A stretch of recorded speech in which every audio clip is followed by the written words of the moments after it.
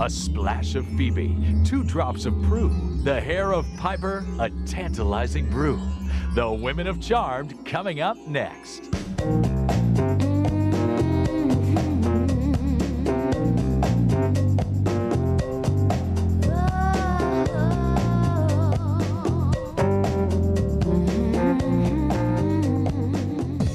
Take 3 pretty young actresses. I think between the 3 of us, we have 50 years on television.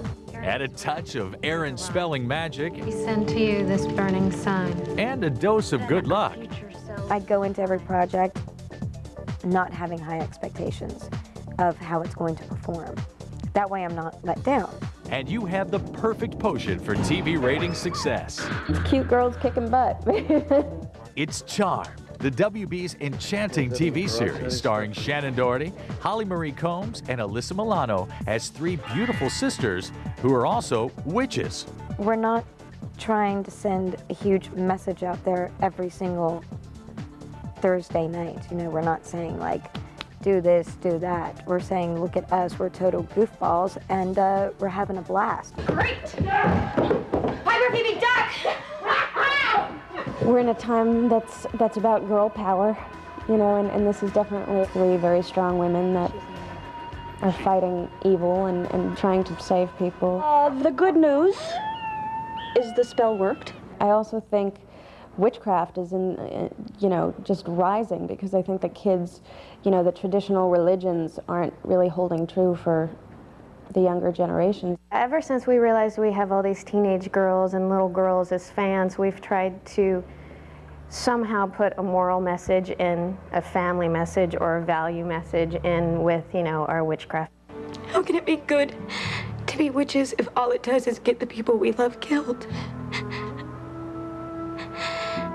Magical women have long been a part of American pop culture, from the pointy-nosed villainess of The Wizard of Oz to the sexy young witches of the 60s, 70s, and 80s. Charmed creator Connie Burge and story editor Robert Masello are trying to update the witchcraft myth for today's audience.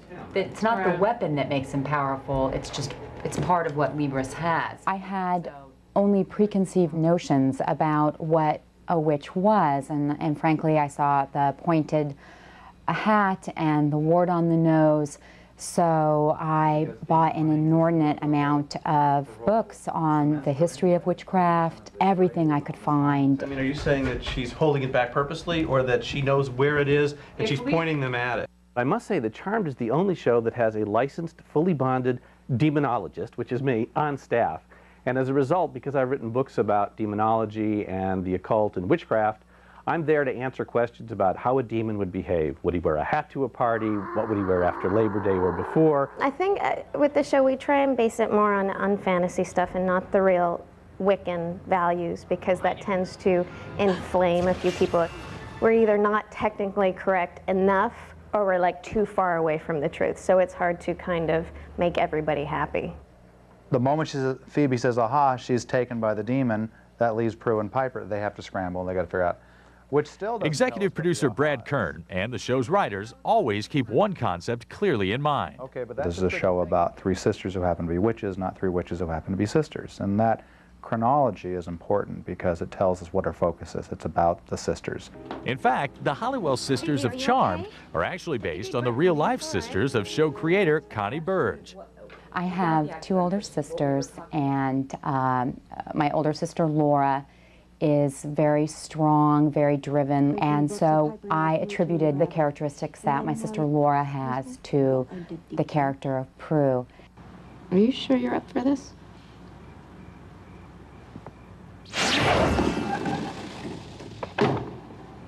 I'm sure.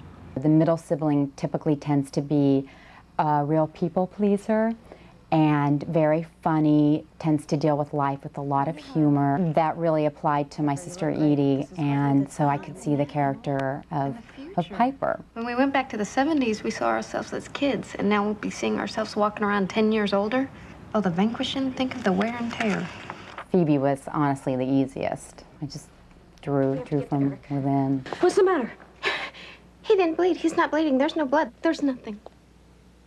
Alyssa was just the greatest piece of luck She actually replaced another actor at the 11th hour, and so, you know, lucky. Yeah, I felt charmed. And we shot the pilot with a different girl playing Phoebe, Lori Rom, who I will say is a great actress. And whatever her personal reasons were for not wanting to continue, I understand. It's really interesting because Alyssa and Lori are so completely different. And the show is completely different because of the dynamic that Alyssa brings into it. I was just jumping right in. And of course, you know, the dynamic with the other girls, not knowing if the girl that I replaced was their best friend or not. And I knew that the two of them had been friends for a long time, so I was nervous about that. But that lasted all of 6 hours. We didn't gain any lead time when we had to reshoot parts of the pilot, and fortunately the WB and Aaron were willing to reach in their wallets because it wasn't cheap to reshoot a lot of that stuff. The investment paid off. TV impresario Aaron Spelling and his partner E. Duke Vincent had another hit on their hands. But this show had the biggest premiere in the history of the Warner Brothers television network. Now again, how did that happen? Suddenly we're doing a show about 3 young, good witches? I remember when we were picked up after 2 episodes. By the way, it's never happened to me in my whole career. 2 episodes on the air and they call you and pick you up for 22. Come on. And I called Alyssa and Shannon, got on the phone, and I said, we've been picked up. And they said, what? So we've been picked up for the whole year. And they started screaming. I think I psyched myself up going, God, we're going to have really bad ratings, and, you know, we're on a tough night, and blah, blah, blah, blah, blah. I'm holding the damn phone waiting, and they ran away to scream to the crew, we're picked up for the whole year. And I could hear their voices screaming. The crew started applauding and screaming. A great moment, really a great moment. Then the second season, when they moved us to Thursday night, I was like, oh, we're dead, we're killed, we're getting canceled. And Shannon let the CEO of the WB, Jamie Kellner, know her feelings firsthand. Shannon called me all upset when we first announced that we were going to move the show, and you know, I remember promising her that the show would do as well or better in the new time period, and so she said, well, I'm going to be watching. And I think right after we got our numbers on Thursday night, I called her, and so she admitted we were right. I think that we kind of caught lightning in a bottle with the girls and their chemistry. I like to think that we maintained it with good stories and good scripts and good production, but it starts out with the girls. Some have said Charmed reminds them of another female-driven Spelling hit. You have 3 attractive women who are doing good things every week. So yeah, I've been told that this feels like Charlie's Angels with broomsticks. I can see the comparisons, especially when, you know, there's a Charlie's Angels shot of us like all 3 running down the street, and you just feel it. You're like, oh, here's the Charlie's Angels shot. We're 3 girls, and it's a spelling show, and we always have great hair and makeup and great clothes. So it's hard not to draw the comparisons, and it was a great show, so it doesn't bother us that much. Buddy, what are we doing? We're getting a tight 2, you guys. Help me help you. It's pure entertainment, and we have fun doing what we're doing, and that translates to the audience. In the next hour, you'll watch the magic happen. Meet Shannon Doherty, Alyssa Milano, Holly Marie Combs, and their hunky male co-stars. And discover how the writers, producers, and production wizards help these lovely ladies bewitch America each week. So don't go away.